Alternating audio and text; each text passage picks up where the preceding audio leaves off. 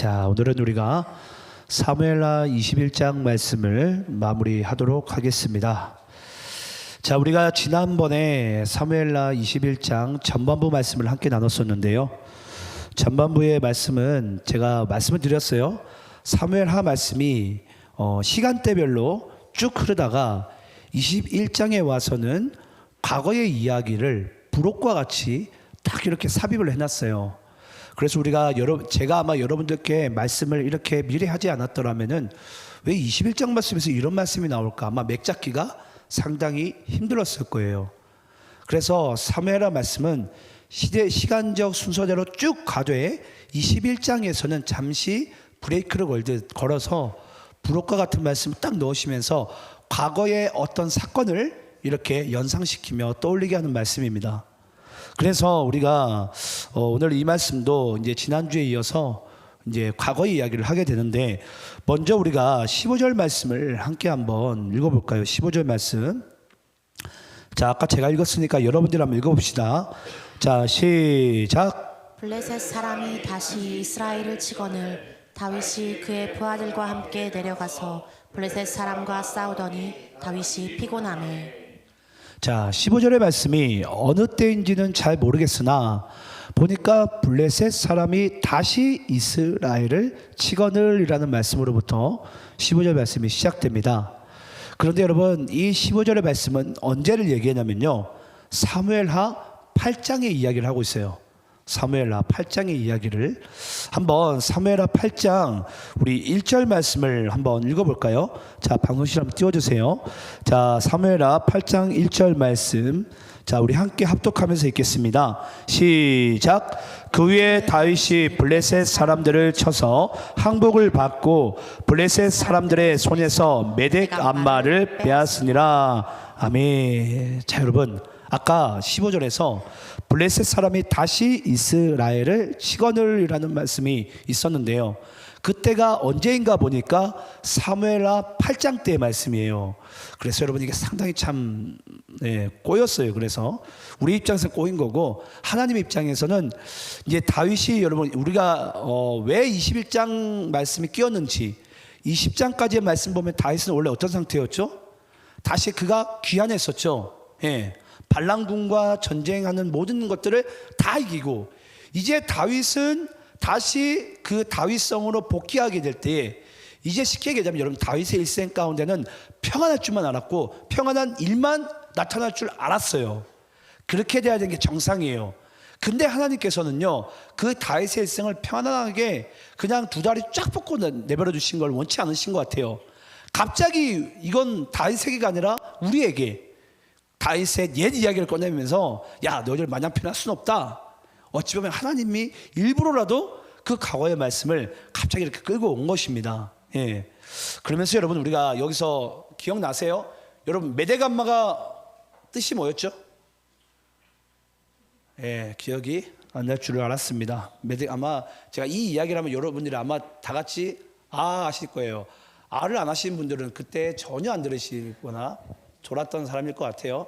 이 메덱 암마는 뭐냐면 이 블레셋 진영의 모성의 굴레입니다. 저 양부장의 저 아는 가장 가식적으로 하나님이 모성의 굴레예요. 모성의 굴레. 그래서 이 블레셋은 여러분 아시겠지만 도시국가죠. 5대 도시가 함께 모여가지고 한 나라를 형성한 거예요. 근데 그 5대 도시의 도시들 중에 이 메덱 암마는 특히나 모성의 굴레, 그 성이 무너지면, 쉽게 얘기하자면 여러분, 블레셋이 무너진 거랑 똑같아요. 그러면 지금 원래 사무엘하 8장 말씀 가운데 보게 되면 지금 블레셋의 메덱 암마는 누구의 손에 이제 넘겨졌죠? 다윗의 손에 넘겨졌죠. 이미 다윗의 손에 무너졌어요. 그러면 지금 원래로 따지면은 블레셋은 다시는 일어날 수 없는, 완전히 저기 납작 죽어야 될 그런 지금 존재예요. 우리로 따지면은 내가 예수 그리스도의 십자가를 믿으니까 이제 죄의 권세가, 사망의 권세가 저기 밑바닥 가운데 완전히 깔려 죽어야 돼요. 그런데 여러분, 잘 이제 보실 텐데 15절 말씀 가운데 어떤 말씀이 있었죠? 블레셋 사람이 다시 이스라엘을 치거늘. 다시. 여러분, 이게 이제 우리가 정말 염두해야 될 이제 은혜의 말씀 중에 하나입니다. 이제 우리 입장에서는 그래요. 내가 분명히 어제, 오늘로 칩시다. 예, 우리 이제 내일을 산다고 쳐요. 만약 우리가 내일이 월요일인데 내일 우리가 생각하는 거예요. 분명히 내가 어제 저녁 예배 가운데 송축회 내용은 내가 주님께 나오직 주의 것 찬양하고 내가 막 은혜 다 받은 것 같은데 내일 돼가지고 내가 만약에 죄 엎드려졌다고 쳐보세요. 그때 우리의 마음이 어때요? 그때 떠올리는 말씀이 15절 말씀이 돼야 돼요. 블레셋 사람이 다시 이스라엘을 치거늘. 다시 이스라엘 치거늘. 여러분, 하나님께서 왜 이런 상황을 우리에게 허락하실까요? 아니 이제 십자가의 권세가 이 땅 가운데 임했고 예수님이 십자가 달려 죽으셨으면 이제 사망 권세와 죄의 권세와 이제 악한 영은 우리를 공격하면 안 되잖아요. 우리도 공격받으면 안 되고. 근데 지금 오늘 여기 본문 말씀 가운데는 어떻죠? 보니까 이 블레셋이 언제 일어났는지 다시 이스라엘을 치거늘. 여러분, 낙심하지 마시기 바랍니다. 괜히 여러분 스스로 자책하지 마시기 바라요. 여기 나온 말씀처럼 블레셋과 악한 영들은 주님이 다시 오는 그날까지 우리를 괴롭힐 거예요. 더 쉽게 얘기를 해볼까요? 주님이 재림하시기 전까지는 이 땅의 영적인 전쟁은 끊이지를 않습니다. 왜 내가 오늘 이렇게 무너졌지? 내가 왜 오늘 이렇게 괴롭고 힘이 들지? 나는 분명히 어제 은혜 받았고 나는 분명히 하나님의 자녀이고 나는 송축회 내용은 이전에 없었던 새 노래로 내가 하나님을 예배한 것 같은데 내가 오늘 또 왜 이러지? 라는 그런 자책과 낙심 가운데 빠지지 마시라고요. 여기 나온 말씀처럼 블레셋은 내가 보기에 완전 죽었는데 얘가 언젠가 다시 또 일어난 거예요. 그러더니 얘가 또 나를 또 치네요. 그 정도 두드려 맞았으면 진짜 없어질 만도 한데 잠잠해질 만도 한데 언제 또 다시 일어난 거예요. 그때 우리의 마음 가운데 어떻죠? 괜히 막 자기의 머리를 줘박으면서 가슴을 팍 치면서 우리가 막 스스로를 자책을 하고 스스로를 정죄를 해요. 그 인생에 여러분 스스로만 정죄하겠습니까? 결국 남도 정죄하고 결국은 어디까지 정죄하죠? 하나님마저 정죄를 해요. 하나님 대체 나를 왜 그렇게 내버려 두시냐고. 왜 자꾸 내가 죄 가운데 빠져야 되냐고. 여러분, 하나님께서는 어찌 보면 우리의 일생 가운데 이 영적인 전쟁을 마르지 않게 하면서 어찌 보면 계속되게 하시면서 우리가 뭐하게 만드시는 거죠? 주님 재림하시는 그날을 더 고대하게 만드시는 거예요. 주님 재림하시는 그날을 더 집중하게 만들고 더 고대하게 만들고 주님을 더 부르짖고 찾게 만드는 거예요. 그래서 주님께서 기뻐하신 제사가 뭐라 그랬습니까? 제물이 아니라가 속죄제가 아니라 희생제사가 아니라 뭐라? 상한 심령이라. 오늘도 다윗의 그 상한 심령, 내가 분명히 여호와 이름으로 블레셋을 쳐 무찔렀는데 얘네들은 언젠가 또 일어났어요. 그러니까 다윗이 마음이 무너질 법도 한데 다윗은 그때 다시 여호와를 의지하는 거예요. 그때 하나님께서 이 다윗을 도우시고 다시 이스라엘을 도우셔가지고 하나님의 뜻 가운데 이 다윗을 사용하시고 주님의 뜻대로 그 다윗의 인생을 이끌고 가신 줄 믿습니다.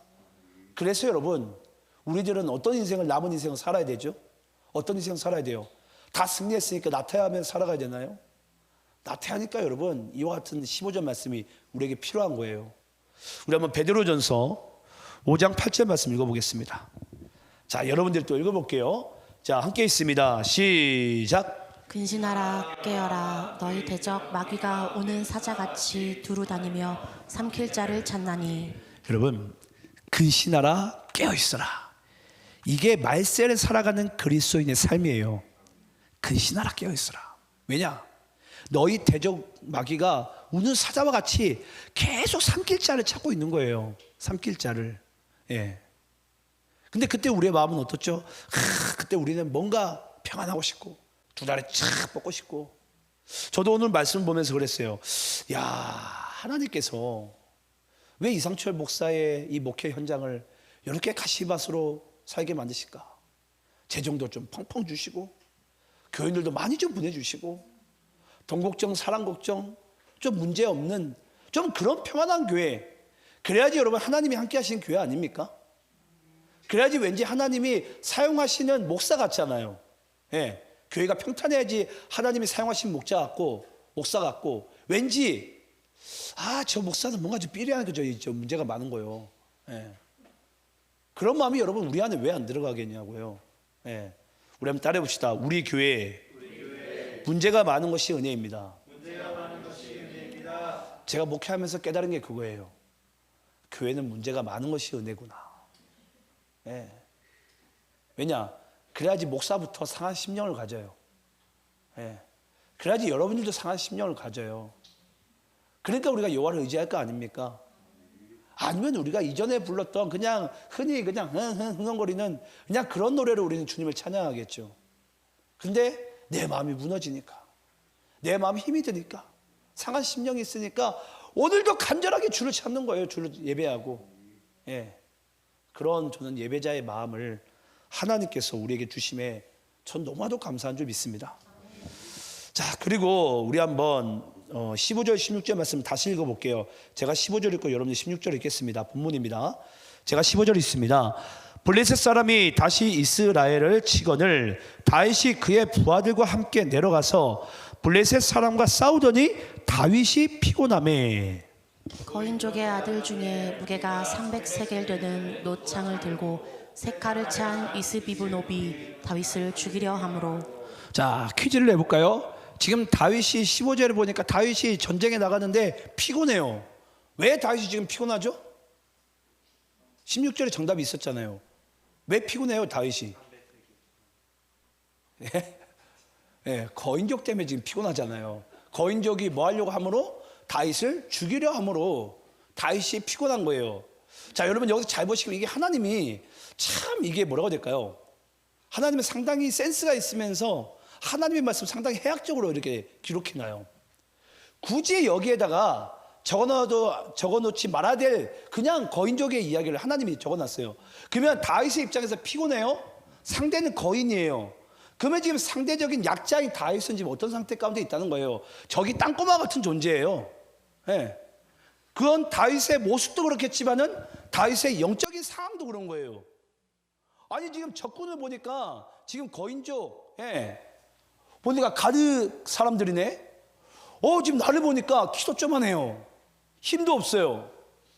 그러니까 다윗의 마음이 어떻다고요? 다윗의 마음이 힘이 드는 거예요. 예. 여기서 뭐 조금 이 퀴즈가 어떻게 들릴지 모르겠지만 여러분 혹시 전 세계에서 평균 신장이 가장 큰 나라가 어느 나라인 줄 아세요? 네? 러시아. 네. 꼭 아는 체 하고 싶은데.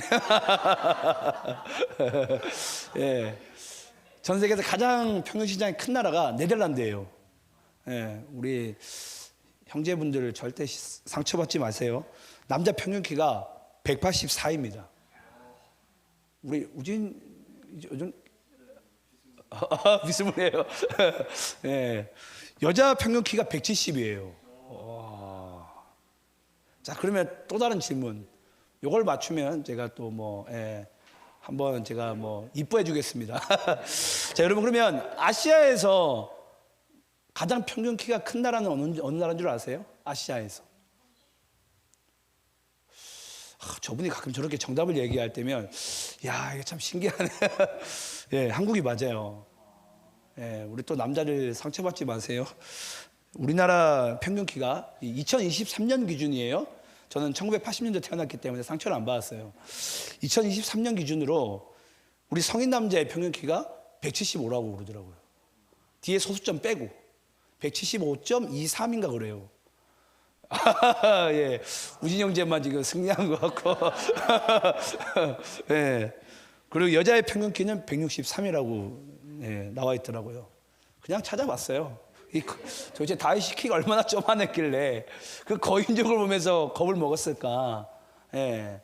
근데 제가 이 이야기를 한 이유는 뭐냐면요, 여러분 아시겠지만 그렇다고 우리나라가 절대 네덜란드보다도 못 사는 것도 아니고, 키가 크다고 나라가 강하거나 키가 크다고 뭔가 잘 되거나 이런 것도 아니에요, 여러분. 예. 결국은 여러분 그 나라가 부강하고 그 나라가 진짜 영적 전쟁에서 승리할 수 있는 요인은 여러분 뭐예요? 뭐라고 생각을 하세요? 그게 키입니까? 군대 수이고 규모입니까? 절대 그렇지 않습니다, 여러분. 예. 우린 성경에서 전쟁 가운데 수많은 예화를 봤었잖아요.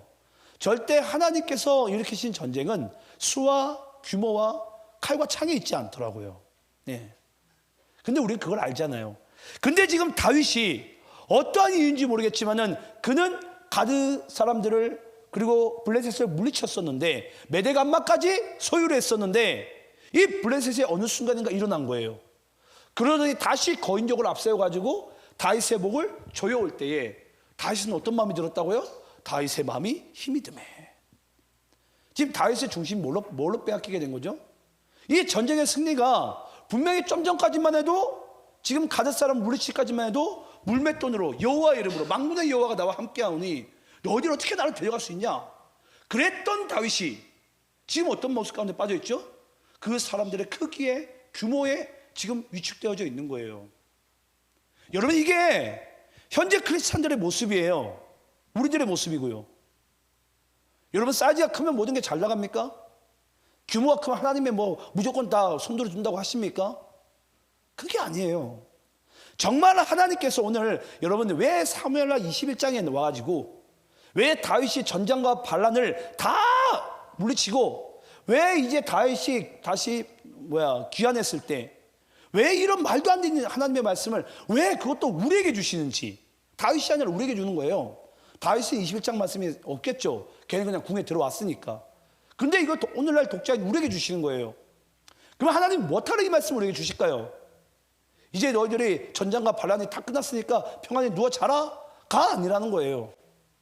그리고 다시 적군이 일어났을 때 내가 습관적인 제가 끊었다고 생각했는데 분명히 다시 또 일어났을 때 위축되지 말고 낙심하지 말고 절대 그것 가운데 마음을 빼앗기지 말라는 거예요. 그때 여러분 우리가 해야 될 게 무엇입니까? 그 이야기를 오늘 하나님께서 21장 말씀 가운데 우리에게 주길 원하신 줄 믿습니다. 자, 그러면서 우리 한번 17절 말씀 읽어볼까요? 본문 17절입니다. 자, 여러분들 있습니다. 시작. 수리아의 아들 아비새가 다윗을 도와 그 블레셋 사람을 쳐 죽이니 그때 다윗의 추종자들이 그에게 맹세하여 이르되 왕은 다시 우리와 함께 전장에 나가지 마옵소서 이스라엘의 등불이 꺼지지 말게 하옵소서 하니라. 자, 여러분 17절 말씀이 아마 여러분들의 기억이 나실 거예요. 네, 그때 사무엘하 8장 말씀에서 분명히 다윗의 신하들은 다윗 보고 뭐라고 얘기하죠? 왕은 전장에 나가지 마소서. 왜 그렇죠? 블레셋 입장에서 누군만 죽이면 이스라엘 무너뜨린 거예요. 다윗만 죽이면 돼요. 다윗만. 그러니까 신하들은 적의 그 괴락을 뻔히 꿰뚫어 보는 거죠. 그러니까 신하들의 입장에서는 왕이 괜히 전장에 나갔다가 혹시라도 돌에 맞아 죽게 되면은 이건 우리나라가 무너집니다. 예. 그러니까 왕은 그냥 궁에 있사옵고 우리만 전장에 나가겠습니다 라고 이야기를 하면서 여기서 아주 중요한 키워드가 있어요. 그게 뭐냐면 여러분 17절 말씀 가운데 그 이스라엘 백성들의 입장에서는 지금 이스라엘의 희망이 누구라고 이야기를 하고 있죠? 다윗으로 이야기를 하고 있어요. 그래서 이스라엘의 등불, 이 등불을 다윗으로 묘사를 하고 있다고요. 그건 다윗이 죽으면 이스라엘이 망하고 다윗이 살면 이스라엘이 여러분 한마디로 흥한다라는 거예요. 질문해 볼게요. 맞습니까? 다윗이 살면 여러분 이스라엘이 흥하고 다윗이 죽으면 이스라엘은 망합니까? 도시아녀교회가 이상철 목사가 뭐 떠나고 죽으면은 망하고 이상철 목사가 건재하고 있으면 이 교회 잘 됩니까? 여러분 그게 아니에요. 아니라고요. 다시 한번 말씀드릴게요. 아니에요. 등불은 절대 다윗도 아니고 저도 아니에요. 여러분들도 아니에요. 그럼 여러분 등불은 뭡니까? 자, 하나님인지 뭔지 한번 말씀을 보면서 찾아볼게요. 자, 역대하 21장 7절 말씀 읽어볼게요. 역대하 21장 7절. 정답이 무엇인지 한번 여러분들 한번 유출해 보세요. 자, 7절 있습니다. 시작. 여호와께서 다윗의 집을 멸하기를 즐겨하지 아니하셨음은 이전에 다윗과 더불어 언약을 세우시고 또 다윗과 그의 자손에게 항상 등불을 주겠다고 말씀하셨음이더라. 자, 여기서 등불이 뭐예요? 예, 그럴 수 있어요. 자, 그러면 우리 다음 절 구절 말씀 읽어볼게요. 등불이 뭔지를 한번 여러분들이 정답을 찾아보세요. 자, 열왕기상 11장 36절입니다. 자, 함께 있습니다. 시작. 그의 아들에게는 내가 한 지파를 주어서 내가 거기에 내 이름을 두고자 하여 택한 성읍 이스라엘 내 종 다윗이 항상 내 앞에 등불을 가지고 있게 하리라.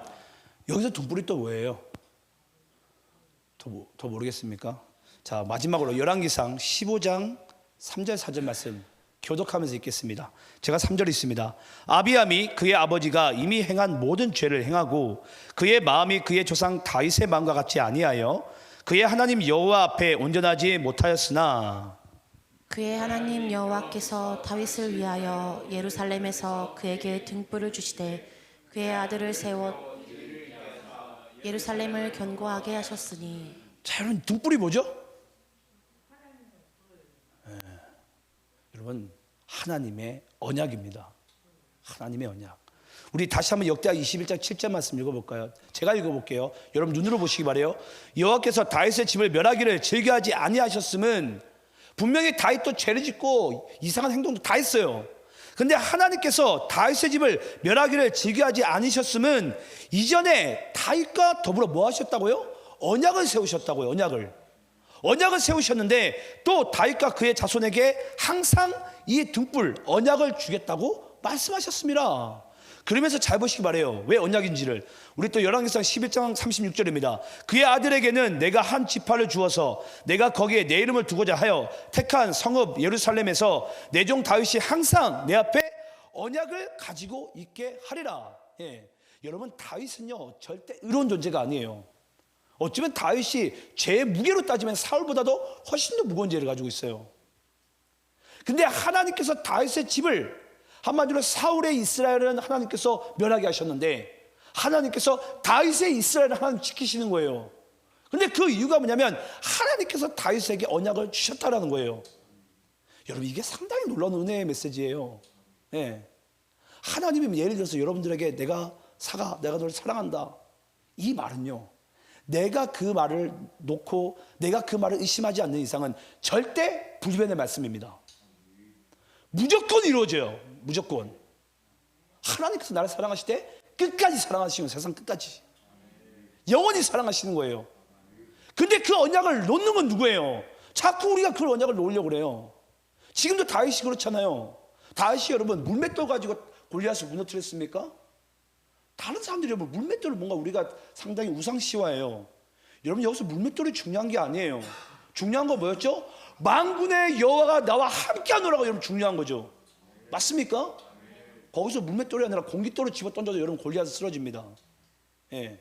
중요한 것은 하나님께서 나와 함께 하신다는 그 언약을 믿느냐라는 거예요. 믿느냐. 예.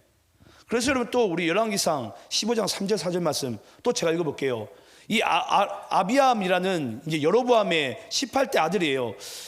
아비암이 그의 아버지가 이미 행한 모든 죄를 행하고 그의 마음이 그의 조상 다윗의 마음과 같이 아니하여 그는 지금 아비암이라는 왕이 이스라엘의 왕이 지금 다윗과는 전혀 다른 완전히 잿덩어리인 거예요. 그 잿덩어리 인생을 삶에도 불구하고 한마디로 하나님 여호와 앞에서 온전하지 못한 인생을 살았음에도 불구하고 하나님이 아비암을 잘라내면 끝이잖아요. 이스라엘을 그냥 아예 그냥 지구촌에 없어지게 하면 끝이잖아요. 근데 여러분 4절 말씀 잘 보시기 바래요. 그의 하나님 여호와께서 다윗을 위하여 예루살렘에서 그에게 등불을 주시되 이 등불이 바로 언약이라는 거예요. 등불을 주시되 그의 아들을 세워 뒤를 잇게 하사 예루살렘을 도리어 뭐 한다고요? 더욱더 견고하게 하시는 거예요. 마땅히 무너져야 될 이스라엘을 하나님께서 다윗에게 주신 이 언약을 기억하셔서 등불을 기억하셔서 하나님께서는 도리어 그 예루살렘을 더 견고하게 하셨다고요. 무너뜨려야 되는데 예. 여러분 이게 하나님의 언약의 힘입니다. 하나님께서 입으로 내뱉은 그 말씀은 다시 주워담지 않는다 그랬어요. 예. 그래서 하나님께서 우리에게 말씀하신 것은요, 내가 저버리지 않는 이상은 내가 끝까지 붙들고 믿고 나가면 반드시 그 말씀은 주의 때가 되면 이루어집니다. 예. 근데 자꾸 이걸 의심한 자가 누구예요? 우리예요, 우리. 지금 다윗도 여러분 좀 전에 만군의 여호와 그렇게 했었더니 지금 가질 사람이 다시 일어나니까 아이고 나 죽었네. 예. 이 쫄보가 돼가지고 예. 나 죽었네 하고 있는 거예요. 어제 주일 저녁에 막 찬양하고 막 자기 온 은혜 다 받았는데 내일 돼가지고 또 똑같은 죄까지 넘어지니까 쫄보가 돼가지고 또 아이고 역시 나는 안 되는구나 이러고 앉아 있는 거예요. 여러분, 이게 여러분 맞습니까? 이게 진짜 하나님께서 원하신 삶이 맞냐고요. 여러분, 이거 아니잖아요. 이건 나로부터 말미암는 믿음이지 하나님부터 시작된 믿음이 아니에요. 예. 하나님이 우리에게 말씀하신 것이 여러분 반드시 우리는 그것을 이루어질 줄 믿고 나가는 거예요. 근데 우리는 그 상황을 자꾸 뭐 해두는 거예요? 내 눈에 보이는 것을 의식하고 내 감정에 의식하고 나의 어떤 모습에만 자꾸 의식하다 보니까 그 말씀이 어떻게 이루어지냐고요. 예. 그게 아니라는 것을 하나님께서 다시 한번 우리에게 말씀하고 있는 부분입니다. 저는 우리 지난주는 우리가 이제 터널 집회 했으니까 지지난주죠. 지지난주 말씀 기억나세요? 어떤 족속이 등장했었죠? 기본 족속이 등장했죠. 왜 등장했었죠? 그 사울 왕 때, 다윗이 이제 그 사울 왕을 무너뜨리고 이 다윗이 다시 통일왕국을 이뤘을 때 뭐가 임합니까? 3년 내내 기근이 임하죠. 흉년이. 그 흉년이 임할 때 여러분 기본 족속들이 막 한이 맺히죠. 여호와 앞에 자기 한을 막 올려드리는 거예요. 그러니까 다윗이 기본 족속에 찾아가지 않습니까? 야, 너희들이 언제 그 여호와께 그런 저주에 대한 기도를 멈출래? 그칠래? 그때 기본 족속이 뭐라고 얘기합니까? 그 사울 왕 때에 그 살인죄를 그제서야 이야기를 하는 거예요. 네. 근데 알고 보니까 어떤 이야기였죠? 그 요수아 때 그 기본 족속과 요수아 사이에 이 요수아를 보니까 이 하나님이 함께하는 존재네. 네.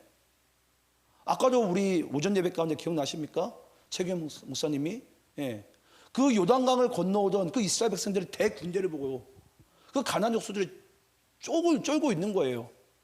그때 기본 족속이 이 요수아 군대를 보면서 야, 함부로 하면 안 되겠구나.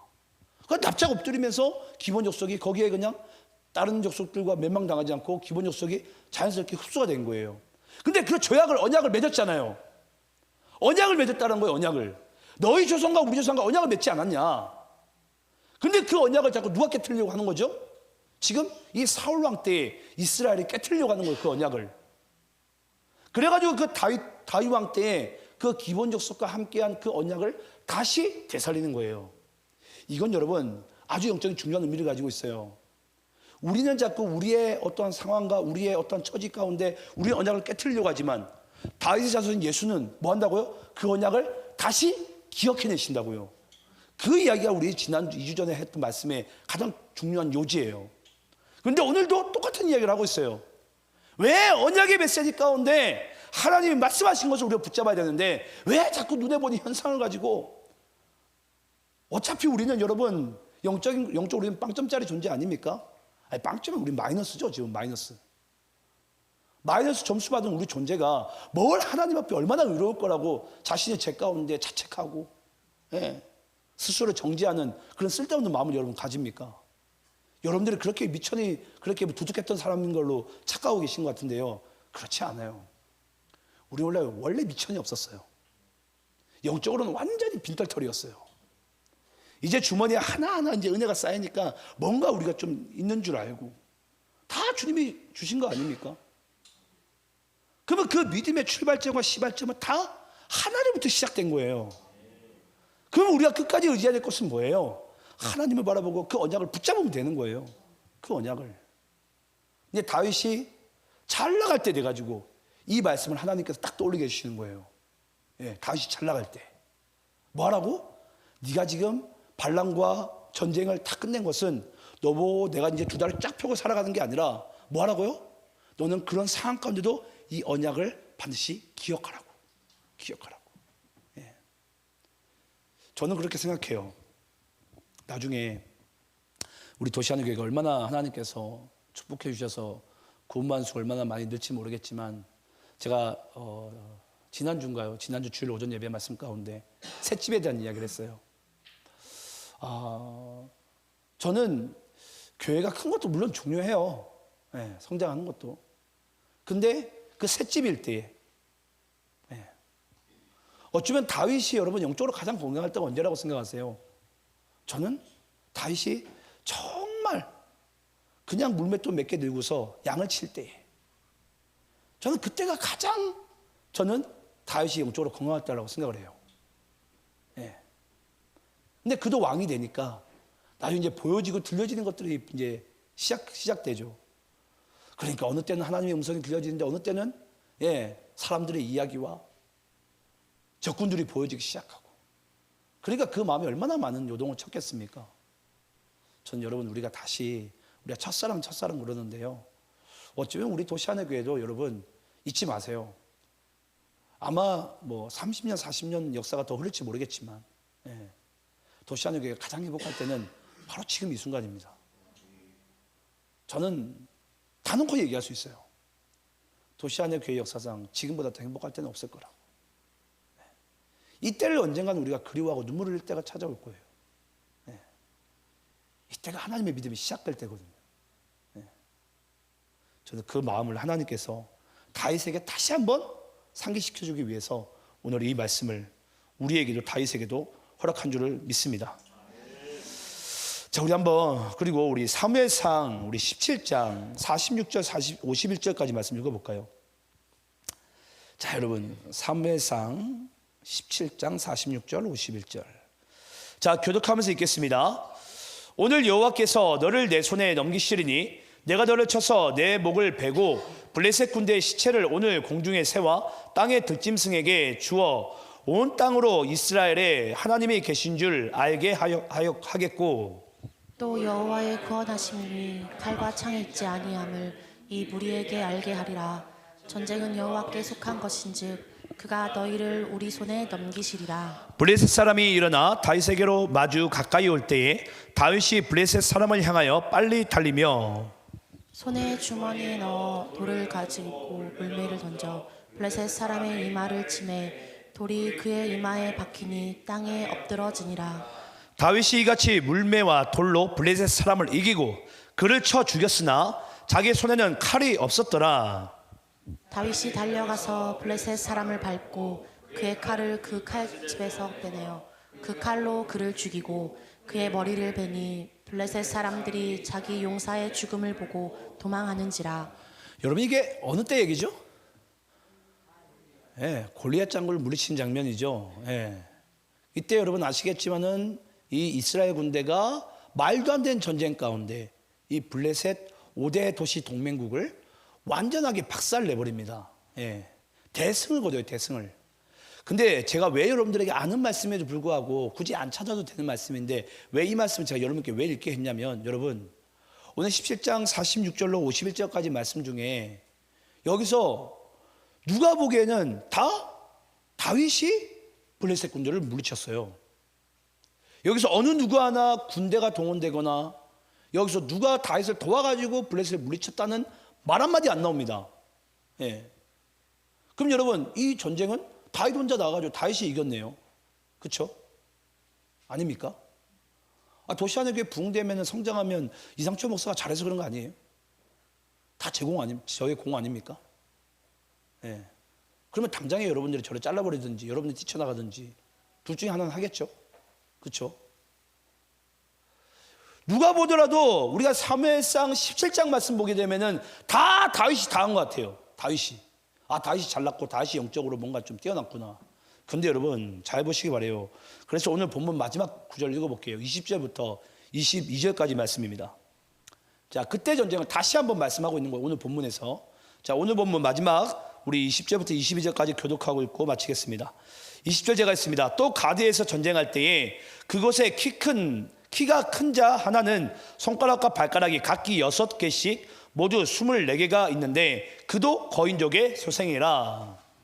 그가 이스라엘 사람을 능욕함으로 다윗의 형 삼마의 아들 요나단이 그를 죽이니라. 22절 함께 있습니다. 시작. 이 네 사람 가드의 거인족의 소생이 다윗의 손과 그의 부하들의 손에 다 넘어졌더라.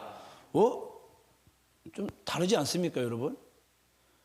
오늘 본문에는 과거에 골리앗 장군과 싸웠던 가드 사람과 싸웠던 그 전쟁 가운데 지금 보니까 다윗 한 사람만 등장하는 게 아니라 여기 보니까 다윗의 손과 그의 부하들의 손에 다 넘어졌더라. 여러분, 결국은 전쟁은 아시겠지만 만군의 여호와가 승리하신 거예요. 맞죠? 예. 만군의 여호와가 승리를 하셨는데 전쟁은 주의 것이니까. 근데 여기서 쓰임받은 존재는 누구예요? 다윗과 그의 부하들이에요. 함께한 자들. 예. 이게 여러분 오늘 우리 말씀 가운데 정말 중요한 부분 중에 하나입니다. 여러분, 우리가 보통 그래요. 저는 교회에서도 그런 것 같아요. 가끔 우리가 이제 교회에서. 여러분, 교회가 순위가 있다고 생각을 하세요. 예. 세상에서는 예를 들어서 어떤 사람이 공부 잘하면 1등을 해요. 누구는 2등하고 3등을 하고. 예. 근데 교회에서 여러분 1등, 2등, 3등이 어디가 있어요? 알고 보면 다 하나님께서 다 하신 거예요. 근데 그 하나님은 여러분 반드시 누굴 통해 일하시죠? 우리를 통해 있어요. 우리를 통해. 자, 질문을 해볼게요. 여러분, 하나님 스스로 그냥 마귀를 멸하시고 블레셋도 멸하시고 적군을 그냥 다 멸하실 수 있는 능력이 있어요, 없어요? 그럼 질문을 해볼게요. 그럼 하나님은 왜 사람을 통해서 그러면 그 적군들을 물리치려 하십니까? 이유가 뭐예요? 이유가 뭐죠? 아니, 하나님이 하실 수 있는데, 지금도 여러분 생각을 해보세요. 우리 이상 형제는 사기가 예수를 믿었어요. 하나님이 믿게 해주셨어요. 응. 그럼 하나님이 다 이 땅에 있는 모든 사람 다 예수 믿게 하면 되는 거 아닙니까? 그러면 아주 쉬운 거 아니에요, 구원이? 이보다 쉬운 게 어디 있어요? 너무 쉽지. 전쟁도 하나님 그냥 다 그냥 해보면 천군천사한테 팍 내려가 팍 이기면 되지 뭐. 안 그래요, 여러분? 그 하나님 도대체 왜 우리를 사용하시냐고요? 이유가 뭐라고 생각을 하세요? 여러분, 이와 같아요. 나는 미천이 없어요. 나는 힘도 없고 능력도 없어요. 싸움도 못해, 쉽게 예를 들면. 근데 만약에 내가 그냥 예를 들어서 표도르, 제가 격투기 싸움에서 제가 이겼어요. 그 60억 분의 1 그 사람과 제가 싸워서 이겼어요. 제가. 이야, 내가 어떻게 이겼지? 난 싸움도 없고 물주먹인데, 걔는 핵주먹인데, 이거 어떻게 이겼지? 그제서야 우리가 여러분 뭘 발견한 줄 아세요? 이게 내가 이긴 게 아니구나. 내가 그제서야 우리가 여러분 절대자를 우리가 발견하기 시작합니다. 그게 여러분 잘 아시겠지만 아브라함이 누구 찾아간 거죠? 멜기세덱을 찾아간 사건이었어요. 분명히 조카 롯이 볼모로 붙잡혀 갔을 때 아브라함의 군대는 317명인가? 그거밖에 되지 않아요. 근데 적군은 5만 명 정도 돼요. 이게 게임이 됩니까? 여러분, 아무리 전술이 좋아도 그렇지. 그렇다고 뭐 아브라함 전술이 있었습니까? 그래서 쫓아간 것밖에 더 있어요. 근데 말도 안 되는 전쟁 가운데 이기게 됐을 때 그 아브라함이 가장 먼저 한 행동이 뭐예요? 자기의 전리품을 다 가지고 와가지고 그 10분의 1을 멜기세덱 왕에게 바치는 거예요. 그러면서 지극히 높이신 하나님이요, 이 아브라함을 복 주소서. 그때 아브라함이 받은 복이 뭐예요? 돈입니까? 땅입니까? 민족입니까? 아니에요. 하나님께서 그를 믿음의 조상으로 만드신 거예요. 그 믿음의 행위를 보고. 이게 여러분 믿음이에요.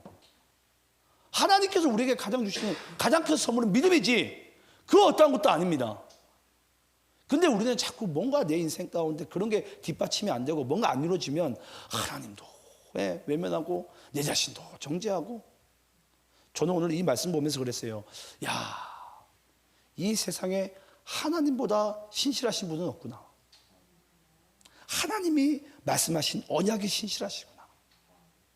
그리고 또 한 가지 우리가 오늘 말씀 통해서 뭘 알았죠? 하나님의 언약의 말씀을 이루는 과정에는 전쟁이 끊이질 않구나. 여러분, 그냥 애당초에 포기하세요. 주님 재림하신 그날까지 여러분들의 인생에 전쟁이 끊이질 않습니다. 그거 가지고 낙심하지 말라고요. 마지막 우리는 뭘 알 수 있죠? 하나님의 언약의 말씀은 보니까 다윗의 손과 그의 부하들, 이것은 하나님께서 함께 이루어 나가게 하시는구나. 함께. 그게 하나님의 언약의 비밀입니다. 등불의 비밀. 하나님의 언약은 신실함을 통해서 이루어지고 전쟁은 끊이지 않고, 그리고 함께함 가운데 그 언약의 말씀을 하나님은 이루시는 분이시구나. 오늘 이 세 가지를 여러분들이 잊지 마시고 주님의 그 언약 안에서 정말 주님께 쓰임받는 인생 살아가시기를 간절히 축원합니다. 함께 기도하겠습니다.